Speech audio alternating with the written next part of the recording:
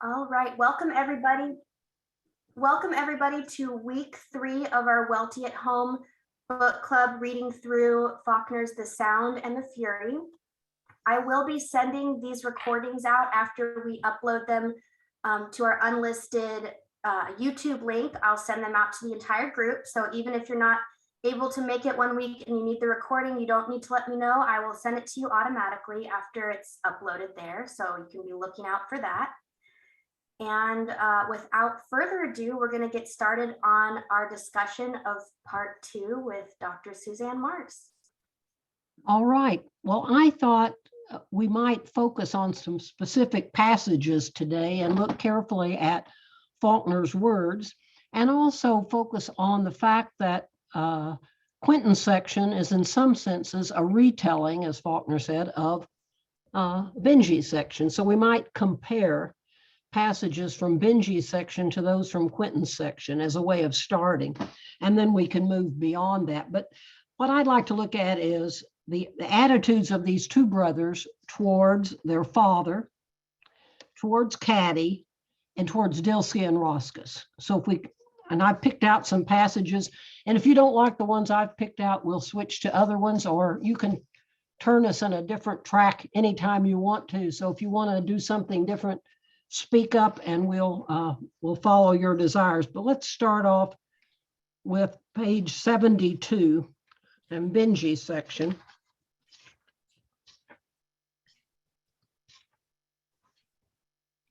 And we find this passage. "We must be quiet while Quentin's studying," Father said. "What are you doing, Jason?" "Nothing," Jason said. "Suppose you come over here and do it then," Father said. Jason came out of the corner. "What are you chewing?" Father said. "Nothing," Jason said. "He's chewing paper again," Caddy said. "Come here, Jason," Father said. Jason threw it into the fire. It hissed, uncurled, turning black. Then it was gray. Then it was gone. Caddy and Father and Jason were in Mother's chair. Jason's eyes were puffed shut and his mouth moved like tasting. Caddy's head was on Father's shoulder. Her hair was like fire, and little points of fire were in her eyes. And I went, and Father lifted me into the chair too, and Caddy held me. She smelled like trees. And then in Quentin's section on page 175, near the end of the section, the bottom of the page. Father was teaching us that all men are just accumulations, dolls stuffed with sawdust, swept up from the trash heaps where all previous dolls had been thrown away, the sawdust flowing from what wound and what side, that not for me, died not. It used to be I thought of death as a man, something like grandfather, a friend of his, a kind of private and particular friend, like we used to think of grandfather's desk, not to touch it, not even to talk loud in the room where it was. I'm going to stop there. Okay, so we've got those two passages. Let's talk about them and the brothers' relationship with their father. And anyone want to start us off?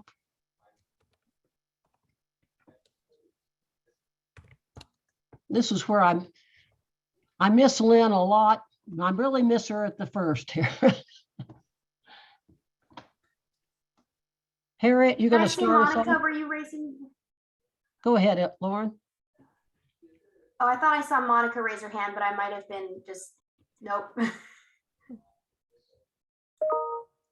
What does Benjy think of his father? What's the relationship between Benjy and his father?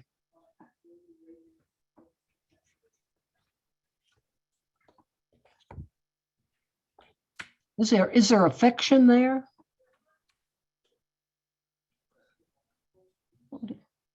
And what's the relationship between Quentin and his father?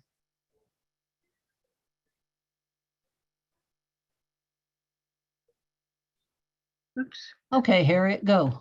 Yeah, that was meant to be a hand, but I thought so, but I didn't. yeah, I think I think you stumped us because you said, what does Benji think about his father? And, Uh-huh. we have to What figure does out. he, let me say, feel? What does he Yeah. feel about his father? I think that Benji, if the father, I'm really interested in throughout the book, what I'm thinking about as scenes of instruction, scenes between parent and child, where there's a lesson being taught. It's not always between parent and child. It can be between, Herbert Head and Quentin, but there are lessons that are being given to these characters who are point of view characters. And I certainly think that that Benji sees Mr. Compson as well, I don't know. I mean, I think about that scene maybe as a steady influence, and also in the middle of chaos. I think for Quentin, it's much more complicated. I think for Quentin, Mr. Compson is associated with words he's given the child to think of, the words that have to do with a culture and with a history of the South, and with ideas about gender. And, I'm thinking about words like honor and virginity and chivalry and at the same time, Mr. Compson is full of lessons that are about his disappointment, his own disappointment in them, as this kind of he responds to these words with sarcasm and with humor. And Quentin is often his straight man in these scenes, where he is absorbing the lesson, and then he's going to get other lessons that are about how these are just words, and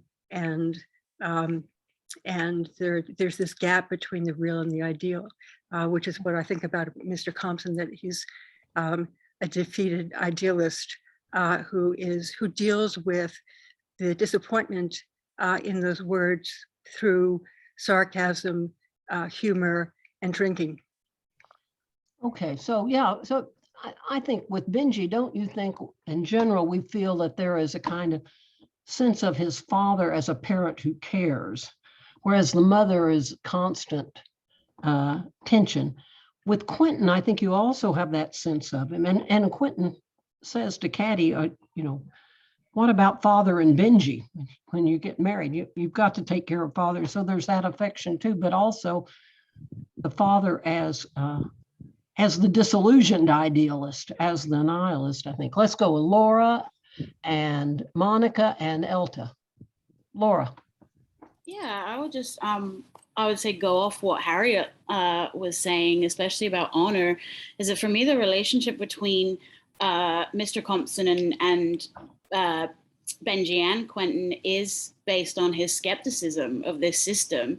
He's almost himself been made an outsider by Mrs. Compson, who consistently, says, I was told the whole time I'm married below my station. And Mr. Compson is well aware of that. And I think his affection, his protectiveness of Benji is to kind of, show Caroline that it doesn't matter if she changes Benji's name. There's no, it really doesn't matter. He'll be the same son. Whereas obviously, as we see in this section, the skepticism towards Southern honor just puts Quentin in a total frenzy because of all of the things that father said, it's just a word. It doesn't matter. Why are you so obsessed with this conception? And, I think pits Quentin against the aristocracy that his mother would want them to still be associated with. Yes, Monica. Well, so this is probably my favorite section, and the section that I like to quote the most, in part because I once made a BuzzFeed Blight quiz saying, can you identify which is a Faulkner line and which is a line from a Smith song?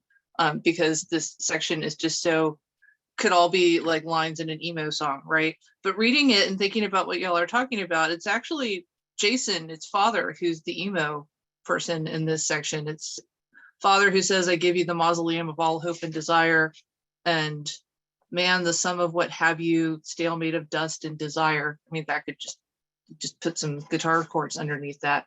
And so I'm thinking about how, like, this is Quentin's inheritance, right? What's the word besides emo-ness? That this is what Jason is giving him, this disillusion, I guess. Elta and then Pearl. Mr. Compson for Benji is a protection, and I agree. Benji doesn't think, he senses, but we understand Mr. Compson is a protection from what Caddy says about father and what happens when after Mr. Compson's death, and this whole code thing is what undoes Quentin. But it seems to me that Mr. Compson changes over time. That the thing about the drinking, and that Caddy remarks that he'll be dead in a year, and the doctors have said he'll be ever since she said, and you get a sense that his drinking has increased after Caddy becomes sexually active, and that then that disintegration and that increased cynicism and his all that he feels about women and the female species and sex and all of that gets dumped on Quentin in a very bad way. Yeah, his misogyny. I mean, Absolutely. Pearl and Tom, and then Jacob. One thing that I wanted to point out, just from these two specifics passages that you chose, is that the Benji section, he is, as we learned, previously, just recording. It's just, one flash of what's happening to the next flash without connecting them or understanding why the light goes out. He doesn't say, and then he hit the light switch. So it's just this flat recording, but at the center of that recording is Caddy. It all relates to Caddy. Whereas in Quentin's section, he's trying to analyze it. He's trying to think below. He's talking about the sawdust in the dolls. He's thinking about his grandfather, his lineage. So he's connecting time, whereas Benji, I think, is just recording time, only connected to Caddy rather than to the others. All right, Jacob. I think I was going to add to Monica's point earlier. When I think of the relationship between Quentin and his father, a line comes from Neil Young, who I guess has been in the news recently, but he had his famous line, "It's better to burn out than fade away." I've also found out that Kurt Cobain, the lead singer of Nirvana, in his suicide note, quoted that line. And I couldn't think of a better line that sums up the problem with Quentin and his father. His father is clearly faded away, is a lost his idealism, is an alcoholic, doesn't believe in words, doesn't believe in the power of believing in anything. And his son takes that power to such an extent that he's willing to put his life on the line for it. So that's my thesis for that dynamic. It's better to burn out than fade away. Thank you for making me more up to date on current Some rock and roll history. Sarah. I love the music theme going here today. So Suzanne, when I look back at the two passages that you gave us, I have a sort of more literal close reading. I'm interested that Jason's eating paper in the first passage. He's the one that eventually will, if we don't get the clues yet, we'll be obsessed with money, but he's eating paper. And in the second passage, we get father says men are just stuffed with sawdust. I think in both, it's just, what are people made of? Are they made of anything other than words and paper? Is there any entity there, or is it all constructions? Is it all just what we read, what we consume? And so I do think there's a question there. Is there anything beyond just the paper, the words? And Mr. Compson almost dooms his son to suicide, doesn't he, with this speech about sawdust and his other speeches. Elta, and then Tom. And Isn't there a line in As I Lay Dying, words go straight up in a thin line and mean nothing, but doing goes terribly along the earth, something like that. I probably botched it, but I thought of that. I thought of As I Lay Dying of Addie when I read this. Pearl, Tom? Can you hear me? Yeah. Yeah, we can. There is another element of Quentin's portrayal in the novel. The name Quentin doesn't make any sense. He's the first child in the family, and the name Quentin would be given to the fifth child. And it was the fifth child of Teddy Roosevelt, who was an aviator in World War I and was killed in combat with the Germans a few days after Faulkner reported for training as an aviator himself in Canada. And so he's got that element on in some way that that Faulkner is already thinking of him in terms of Quentin Roosevelt, possibly, but in a kind of an inverse way. So that's one of the many things that Faulkner applies to underscore Quentin's dilemma, because Teddy Roosevelt, of course, was a very demanding father, and all of his sons had war experiences that were difficult to think, except the youngest was killed in aerial combat. So you're saying, Tom, why do you think that Jason, the second son, is named after his father and not Quentin? Why? Well, I think because that Faulkner came up with the idea of having Quentin. It doesn't suggest because of his experience in the Royal Air Force and all the things. He would have known everything about Quentin Roosevelt. It doesn't suggest a kind of dispossession or something like that. Yeah. I don't think so. I think Tom is explaining how the father-son is both political and worldwide and personal and literary. I was going to respond to what Sarah was saying about what these characters are made of, what these people are made of, that might be, as Jay was suggesting, one of the much larger questions that the whole novel is trying to answer, like the typical, what we would say today, identity crisis, or who am I being acted out. So Faulkner is playing with, well, what does make up these people, these characters? So I just wanted to add that onto Sarah's comment. Thank you. Can I turn now? Let's look at a couple of passages about Caddy from Benji's chapter and then from Quentin's. On page 39. When when they're little children outside, banished from the grandmother's funeral and peeking in the window. And Caddy says to Verse, she wants to get up in the tree. Push me up, Verse, Caddy said.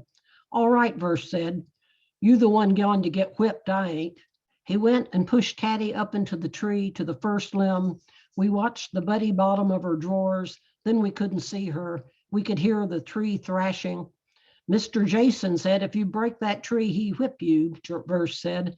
I'm going to tell on her too, Jason said. The tree quit thrashing. We looked up into the still branches. And then on page 48, still with Benji.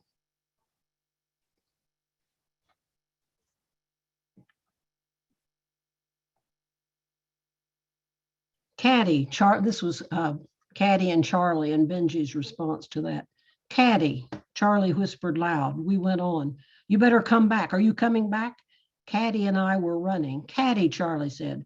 We ran into the moonlight toward the kitchen. Caddy, Charlie said. Caddy and I ran. We ran up the kitchen steps onto the porch, and Caddy knelt down in the dark and held me. I could hear her and feel her chest. I won't, she said. I won't anymore, ever, Benji. Benji. Then she was crying and I cried and we held each other. Hush, she said. Hush, I won't anymore. So I hushed and Caddy got up and we went into the kitchen and turned the light on, and Caddy took the kitchen soap and washed her mouth at the sink hard. Caddy smelled like trees. And then skipping to Quentin on page 151.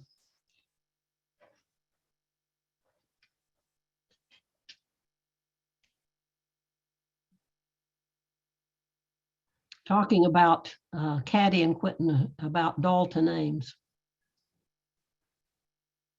I hate him. I would die for him. I've already died for him. I die for him over and over again every time this goes. When I lifted my hand, I could still feel crisscrossed twigs and grass burning into the palm. Poor Quentin. She leaned back on her arms, her hands locked about her knees. You've never done that, have you? What? Done what? That, what I have, what I did. Yes, lots of times with lots of girls. Then I was crying. Her hand touched me again, and I was crying against her damp blouse. Then she lying on her back, looking past my head into the sky. I could see a rim of white under her irises. I opened my knife. Do you remember the day the Muddy died when you sat down in the water with in your drawers? Yes. I held the point of the knife at her throat. It won't take but a second, just a second. Then I can do mine. I can do mine then. All right. Can you do yours by yourself? Yes, the blade's long enough. Benji's in bed by now. Yes. It won't take but a second. I'll try not to hurt. All right. Will you close your eyes? No, like this. You'll have to push it harder. Touch your hand to it. But she didn't move her eyes. Her eyes were wide open, looking pale at my head in the sky. Caddy, do you remember how Dilsey fussed at you because your drawers were muddy? I'll stop there. All right. So anyone want to comment on this pair of passages? Start us off. The brothers' relationship to their sister. Elta, was your hand raised? Okay. Well, of course, that image was what began the whole novel for Faulkner. The image of Caddy up in the tree, he didn't know her name then, and the brothers looking up at the bottom of her muddy drawers. And that image of the wetness and the mud and the wallowing and all of that goes all through the novel to to the little Italian girl and her dampness and her dirt, the dirt that's around her. And of course, it's all about sex and incest and Caddy and her sexual exploration and her increasing sexual awareness and all of that. But that was, In the Natalie section too. Yeah, right. And the Natalie said, Natalie, the dirty girl. Yeah. Mm-hmm. Jacob. And I'd like to extend Elta's point by saying that's precisely what we saw in our previous book in Delta Wedding. Robbie Reed is kind of yelled at by the family because she arrives one day as the dirty girl, the girl that suggests all of those things that what happens to girls. They eventually move from innocence to experience. They discover things like sexuality and leave the family and compromise the family. The same, I think, is implied with Dabney, her marriage, the dirty girl betraying her kind of original symbolism within the family. She's no longer innocent. And I also think what an extraordinary image of the child climbing a tree. It's not just in The Sound and the Fury. It's in so many stories from American literature, not just girls, but boys. This image of, again, a child climbing the symbol of innocence and discovering experience makes me think of, I don't know, Huckleberry Finn. It makes me think of Locke Morrison out on a limb and the golden apples. Birches from Robert Frost. So we are not only watching Caddy move from innocence to experience, but her brothers watching her, and that the staining of that through, I think, the symbolism of the dirty drawers. And doing something that maybe we would expect a boy to do. She has that kind of daring. And she's crossing those kind of boundaries, and they don't, Quentin doesn't want those boundaries crossed, I think. Laura. Yeah, I was going to just pose a question about the section, which is like other people's thoughts on whether Quentin's feelings are jealousy or protection toward Caddy. Okay, that's a good question. What do you think? Jealousy or protection? Anyone? Tom, Pearl? Pearl, Tom? Yeah. Tom first, but I raised my hand, but then you can go first. No, I think it is protection, not jealousy. I don't think he has any concept of, I mean, he tells the lie about, I've done this plenty times and so forth, but that's not true. And it is, in effect, protection, but a kind of selfish protection, obviously. On the one hand, that it's his attachment to Caddy that makes him want this, not just his sense of being a protective older brother. Pearl? I was just going to add that it's the climbing the tree is also the reverse of Rapunzel. She's not going out the window. She's going up into the tree, looking into the tower or into the place. So it's that reversal, and that's all I wanted to add there. All right, Harriet. And then Jackie. Yeah, I think I'm inclined to say that I think it's both. I mean, I think that there, to the extent that Quentin is suffering under an expectation that he will be Gerald Bland, that his lips will be on the face of a girl. I think that the model, the one model of masculinity that he has is honor, and the other one is cavalier rake, and so that I think he is there's an element of jealousy in his sense that he's the one who's supposed to be sexually experienced, not Caddy. And on the other hand, I think protection. I think it's important to talk about protection as problematic. That what we find objectionable in Mrs. Compson is partly her constant demand to be a protected woman, that marrying up, she is trying to play the cultural role of a lady to the hilt, so she is fragile and ill and in need of protection constantly, and that Quentin's protection of Caddy has that problematic quality of it being an attempt to control or limit, Or and literally to kill her in this case. He's saying, oh yeah, well, okay, I don't know literally to kill her, but I think that there's a flirtation with these doubles. I think that something we should talk about is whether whether we read Quentin's section as memory or as a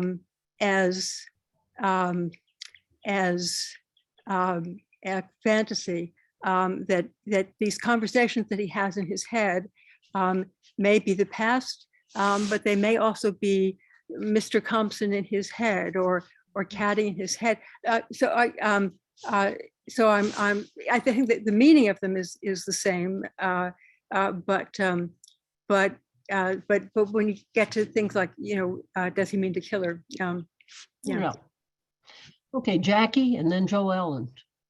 Yeah, I think I'm probably repeating a lot, but I agree I think it's protection and jealousy, but what is he protecting? I mean, he's not protecting the physical body of his sister. He's, then that's evident by putting a knife to her throat and being willing to kill her. And what is he jealous of? He's not jealous because he loves his sister. Maybe he's jealous because, like it was mentioned, that he's not the one with that's gotten the experience first, or so I think it's both, but I think we have to ask the questions: what's he's protecting, what is he protecting, and what is he jealous of? Joellen, and then Monica. We can't hear you, Joellen. You are muted.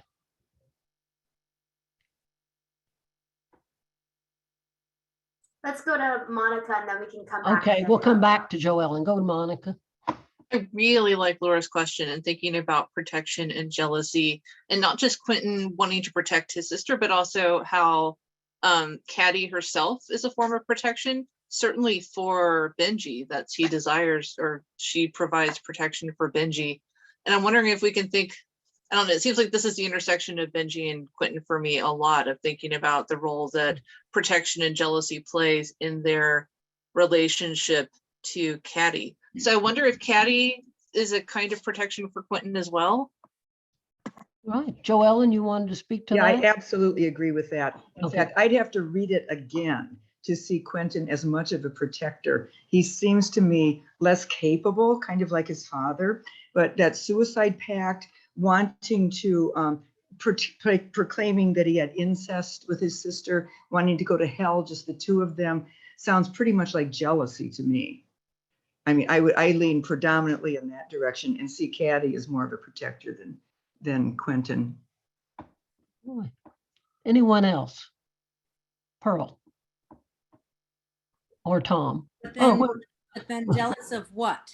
Jealous of experience, jealous of, yeah, jealous of what?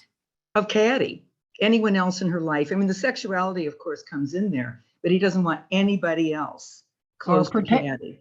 Or protection of the whole concept of honor and wanting to escape from this. He's willing to say he had incest, though. To us, yeah, to escape from the promiscuity. Okay, Sarah. Sarah and Elta. So sort of thinking about his protecting honor, I'm teaching this book right now in a class where we're focusing on ecology.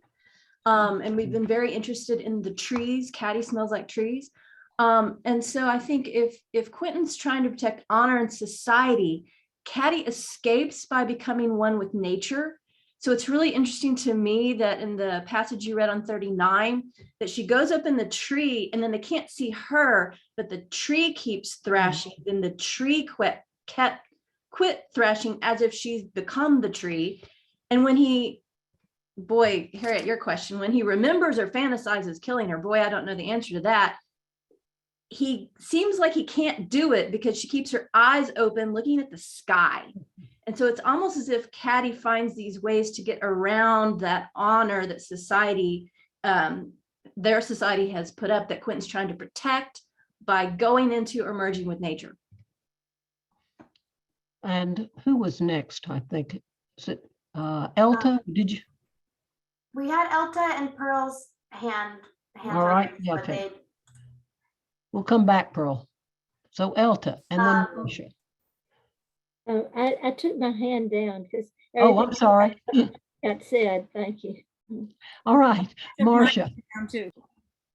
Well, there's no question that Faulkner's giving us Quentin as a failed protector, or at least an attempted protector, because the whole episode with the little Italian girl is his instinct to protect her and get her home and also nurture her with the food. But he, of course, fails at that. And I mean, the protector image is clearly part of the whole episode. Anyway, Catherine. Catherine, you're muted.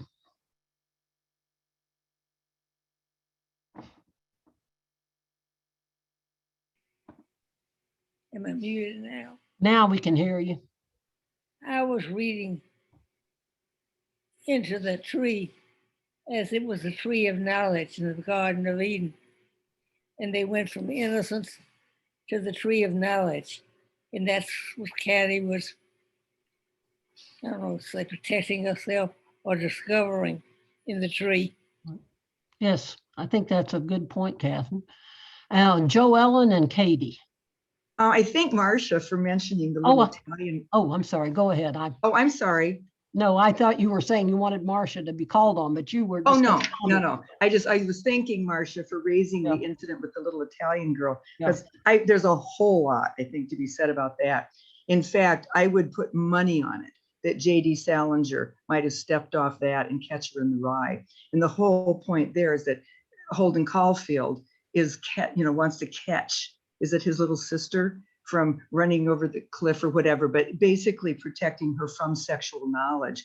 And looking at Quentin sort of, I mean, I don't know, but sort of in that light, it seems like a not very mature way, not the little Italian girl, but with his sister. I mean, clearly Quentin just isn't getting there in terms of Katie? maturing.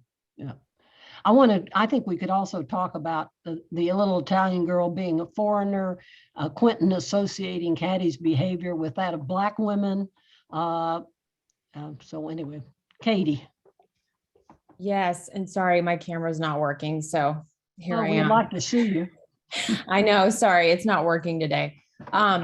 Sarah, I loved your comment about ecology and trees. And so I'm just going to circle back to your close reading of Paper and Sawdust. And I wonder what that means then, if Cattie somehow saves or survives by trees, then what does it mean that her brothers, particularly Jason, like the idea of paper products, and there's a lot of fun in terms of the imagery there, thinking construction paper, how they're being constructed, the fact that he's eating the paper.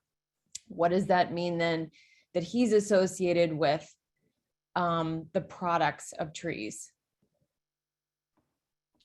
Rita.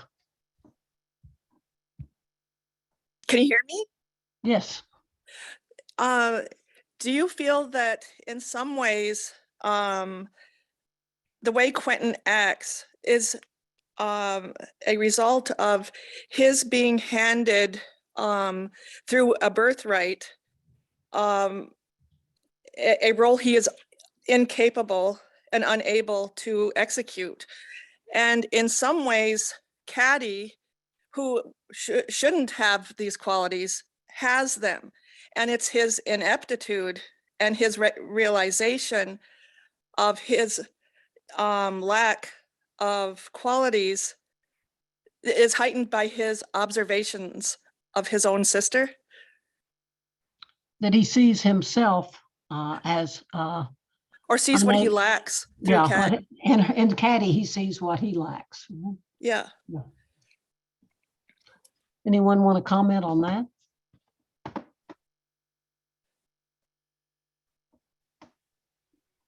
Elta? Well, Cattie is a life force. When she looks in, climbs the tree of knowledge, she embodies life. She is the life force. And the others, and Quentin, life frightens Quentin. He wants to stop it. He wants to stamp it out. He wants to drown it. And, part of that is they're just so warped because of this mother and father. But anyway, I think it's that life force of Cattie. And it's interesting that Faulkner doesn't give Cattie a voice in the novel. I know we'll talk about that at some point, but that's fascinating how we learn so much about Cattie from the obsession that her brothers have with her. Ray, the psychiatric voice now raised here. We can't hear you, Ray. I say it's a personal voice too. And I like the idea that he was given more than he can do. And he just was in a situation where he didn't really get much support from his father to fulfill the role of a young Southern male. I know I had that job when I was growing up in Greenville, Mississippi, and I didn't always make it either, I don't believe. He calls to mind his grandfather, Colonel Sartorus. His own father is not playing that role at all. And he is and he's a victim, isn't he, of that concept of the Southern gentleman, Southern honor. Anyone else? Should we look at what they think of Dilsey and Roscus, what the portrait of Dilsey and Roscus that emerges from Benji on page 28?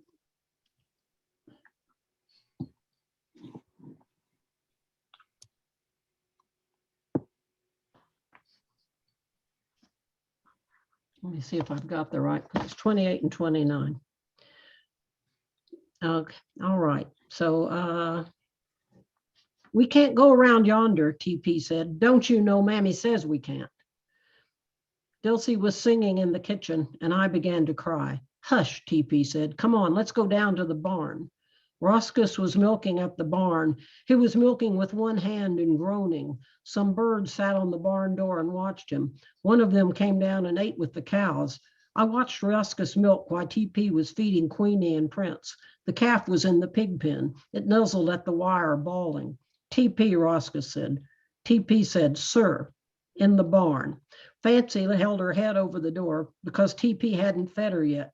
Get done there, Roscus said. You got to do this milking. I can't use my right hand no more. TP came and milked. Why don't you get the doctor, TP said. Doctor can't do no good, Roscus said. Not on this place. What wrong with this place, TP said. Tain't no luck on this place, Roscus said. Turn that calf in if you done.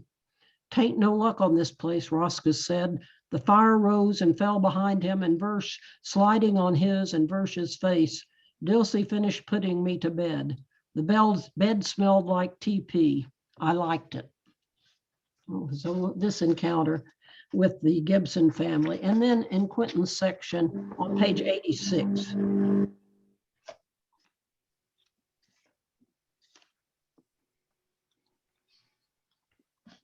Quentin says, I learned that the best way to take all people, black or white, is to take them for what they think they are, then leave them alone. That was when I realized that the N-word is not a person so much as a form of behavior, a sort of obverse reflection of the white people he lives among.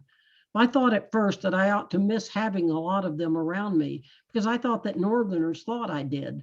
But I didn't know that I really had missed Roscus and Dilsey and them until that morning in Virginia. The train was stopped when I waked and I raised the shade and looked out. The car was blocking a road crossing where two white fences came down a hill and then sprayed outward and downward like part of a skeleton of a horn. And there was an N-word on a mule in the middle of the stiff ruts, waiting for the train to move. How long he had been there, I didn't know. But he sat straddle of the mule, his head wrapped in a piece of blanket, as if they had been built there with the fence and the road or with the hill carved out of the hill itself, like a sign put there saying, you are home again. He didn't have a saddle and his feet dangled almost to the ground. The mule looked like a rabbit. I raised the window. Hey, uncle, I said, is this the way? Suh? He looked at me, then he loosened the blanket and lifted it away from his ear. Christmas gift, I said. Show coming, boss. You done caught me, ain't you? I'll let you off this time. I dragged my pants out of the little hammock and got a quarter out. But look out next time. I'll be coming back here 2 days after New Year. And look out then. I threw the quarter out the window. Buy yourself some Santa Claus. And I'm going to skip on down where Quentin is thinking. The train swung around the curve, the engine puffing with short, heavy blast, and they passed smoothly from sight that way.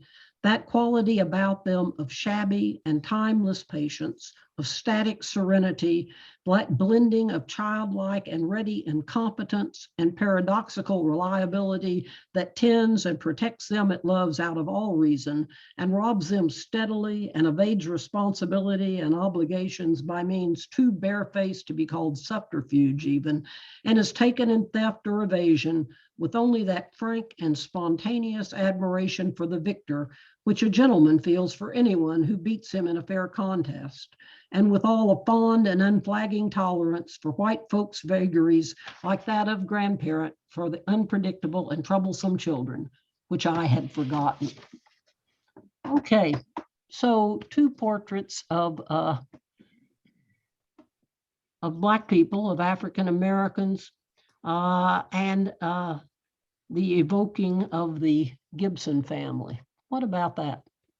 And the views of the two sections, what emerges from these two sections? Yeah, Pearl? This time it's Tom. Tom. Well, in a way, this figure beside the train is an imitation of Christ.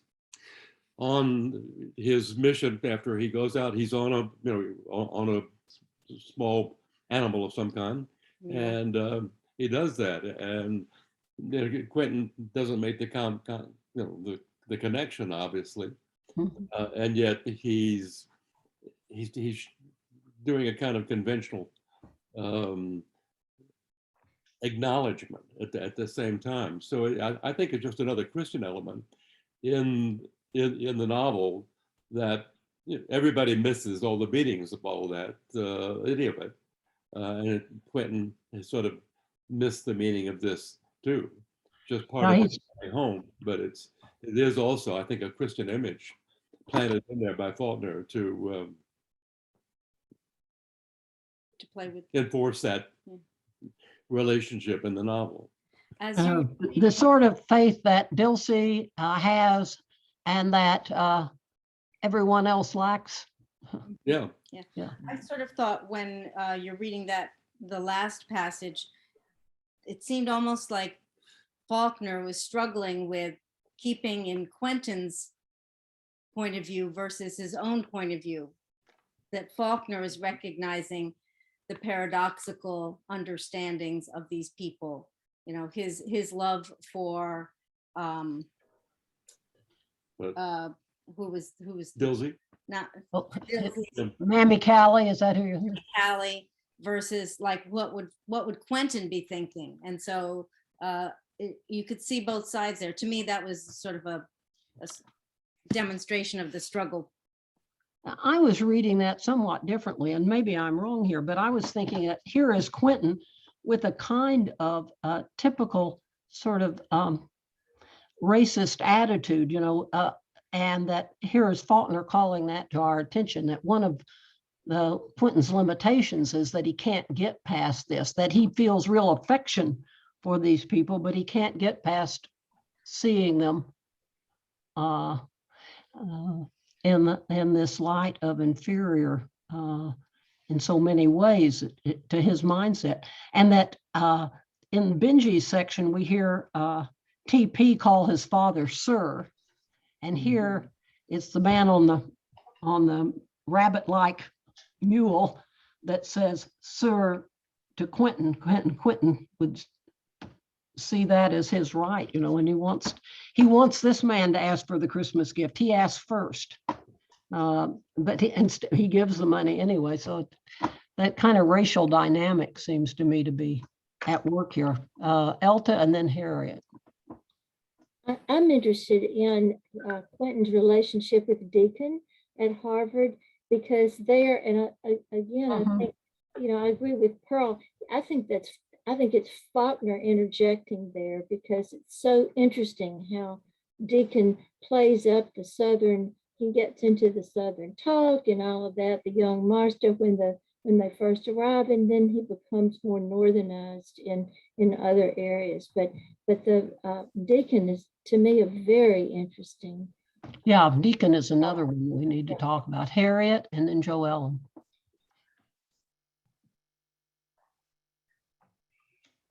Yeah, so I think I agree with Pearl about that struggle in Quentin's section. I do think that I'm kind of struck by how the difference in characterization in Benji's section and Quentin's section.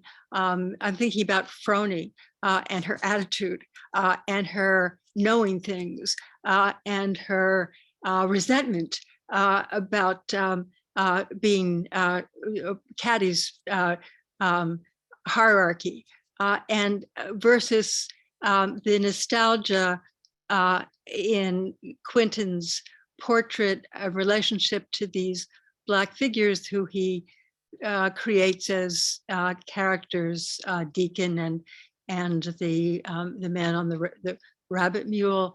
That there's, I agree with you that there's, you know, a feeling and comfort, a sense of comfort and maybe love in that is circling in Quentin's memory of the Gibson family.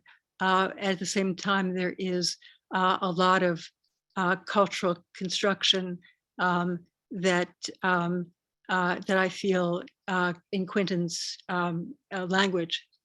Yeah, well, I think that construction is really the source of the conflict to me between the emotion he feels and the construct that he's sort of inherited and imbibed and made his own. Joe Ellen, and then Pearl or Tom. I just want to make one observation that in the Benji section, we're getting, obviously experience is recorded, as Jay Watson said last week, but Benji is in the barn where Roscus is milking. He goes home with Dilsey. He's in the bed. His observations are at a much closer distance.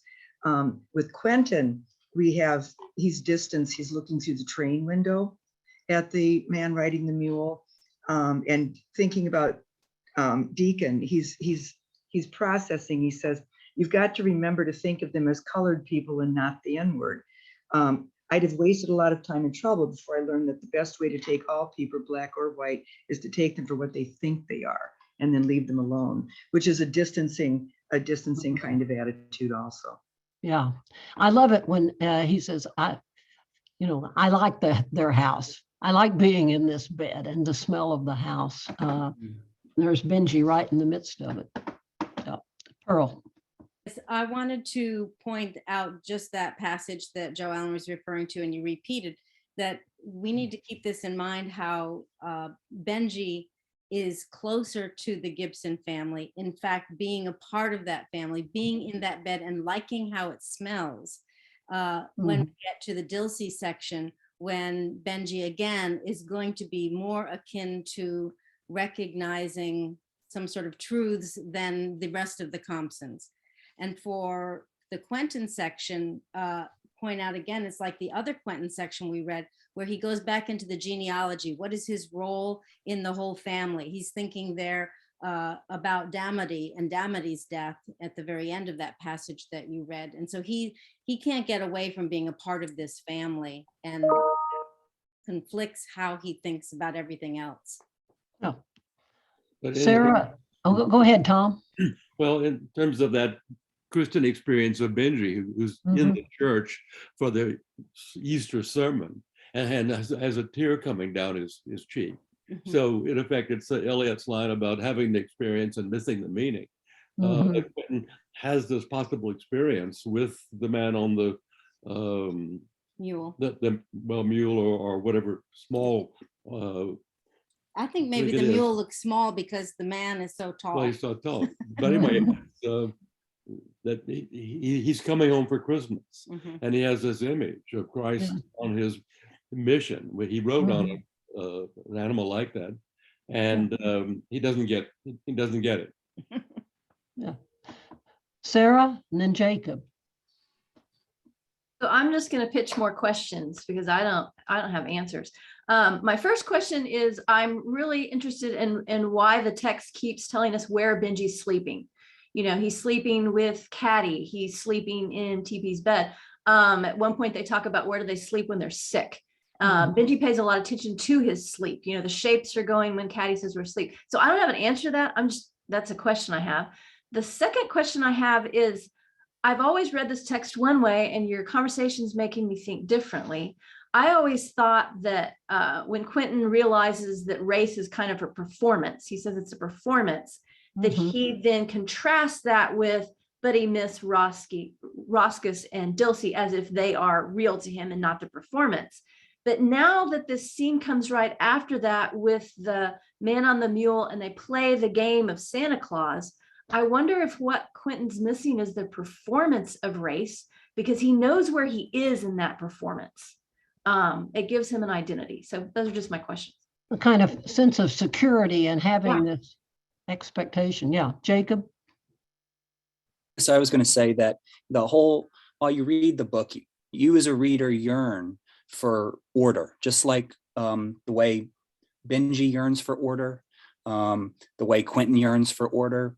And I bring that up because the kind of great irony of the book is that whenever characters actually find order, for example, when Quentin sees the Southern order, and he sees Black people perform as Southern Blacks, you can also understand that he sees this as a performance, that order was a kind of artificial thing all through his childhood. And he's almost kind of getting close to recognizing that all order is a kind of fake disorder. And so that sound and fury are all we're left with in the book. Disorder deconstructs, or I guess order deconstructs. Jacob, are you suggesting he begins to realize that race is a social construct, that behaviors are constructed and there are performances, but the minute he does, he backs away from it. Right. He needs order. Yeah. The South is artificial, and he realizes that there, but then he kind of backs away. Yeah, I think that's the way I see it too. Alec. I was going to add only one little thing to what y'all have said. For example, in the passage of Quentin looking out the train and seeing the man, on the one hand, he sees Black people as just part of the landscape, just sort of out there. And on the other hand, he realizes that that's an almost mythic ordering, as Jacob said, of reality. So it's a palimpsest. It's both. It's not accidental on Faulkner's part. It's a palimpsest. And so many things in this novel are that way, including the whole novel, the 4 different chapters of the 4 different views of reality. But Deacon, for example, we see both there. He puts on his uniform and goes and makes a certain kind of impression. But on the other hand, Quentin, in looking at him, sees Roscus at him from behind that facade. So to speak to Jacob's thing, how many facades are there, and is there any reality? I think Faulkner is trying to make us look at that. Susan, did you want to say something? Yeah, I'm interested in this whole discussion about race and the way that we're talking about Quentin seeing it as performance, and it's a performance that he's comfortable with. I mean, he knows his role. But then when he gets to the Italian girl section and, you know, having to deal with the people in her family, that's another racial category as far as he's concerned. And he doesn't know how to deal with that. And they don't know how to deal. I mean, they don't deal with him in the way he expects them to. You know, I mean, they don't recognize that he's a white Southern gentleman, and he, you know, is full of honor, and he would never think of interfering with this little child. So it sort of shows in another way, I guess, the limits of his understanding of the world and his place in it, and these other people and their personhood. Yeah. And Harriet? Suzanne, we're at 1 o'clock, so we probably have maybe time for 1 or 2 more comments. And I was told that Catherine has had her hand raised, and I've missed it. Okay, so we've got let's go Catherine and then Harriet. One of the things that I think we're missing is the concept of paternalism. Faulkner was the same age as my parents, and they were very paternalistic toward Blacks. I was sent to my room if I used the N-word. But on the other hand, it was a matter of order. I mean, There were white folks and there were black folks. And everybody knew the difference. But the white folks were brought up to believe you had to look after them, which of course equals paternalism. And I don't think Quentin got it all. I think you're right, Catherine, and I think that it's very clear that Quentin has that sort of paternalistic attitude as well, which is at once can be kindly, but it's also condescending, demeaning. Yeah, Harriet. I was just going to say that I think that that what Jacob is describing is not just race, but everything in this section that Quentin keeps coming to the verge of exploding the categories he's been given to think with, and he sees through them, and then he backs off in protection of them, and even constructs things like the incest lie to protect the category of sin and wrong versus a kind of casual sexual experimentation or maturing, and that the conversation, that final conversation we haven't talked about between Mr. Compson and Quentin, or the imagined conversation between them, where he tells his father that he is possibly thinking about suicide, and his father says, I don't think that that this could happen because you don't really despair while you are feeling despair. It's when you recognize that it's the same thing that Herbert Head says, that these words won't matter to you later. You'll have lived through them, and Quentin keeps repeating the word temporary, temporary. That his disappointment in the ways in which these constructs don't stand up, the gap between the ideal and the real, is something that he is now saying. His father has told him that it's his disappointment and that is temporary, until he finally, Mr. Compson says, the saddest word of all, there is nothing else in the world. It's not despair until time. It's not even time until it was. And all of this session of time in the section, and we're stopping time because if he lives in time, he's going to have to make the realizations that he keeps putting aside. Thank you. I think that's a very good place to stop. A very good explanation of that whole question of time in the novel. We'll come back to all of these questions with Jay in 2 weeks. We don't meet next week. Is that right, Lauren? Correct. Yep. We'll be off for President's Day, and we'll continue our part 2 discussion the next week. And I think we also want to probably talk with Jay about the way Faulkner manages the stream of consciousness so differently in the 2 sections. And we probably want to talk a good bit about the Boston scenes. Susan was moving us in that direction, and other memories that surface. So whatever you want to talk about, let's raise that with Jay, and we'll continue on this section in 2 weeks.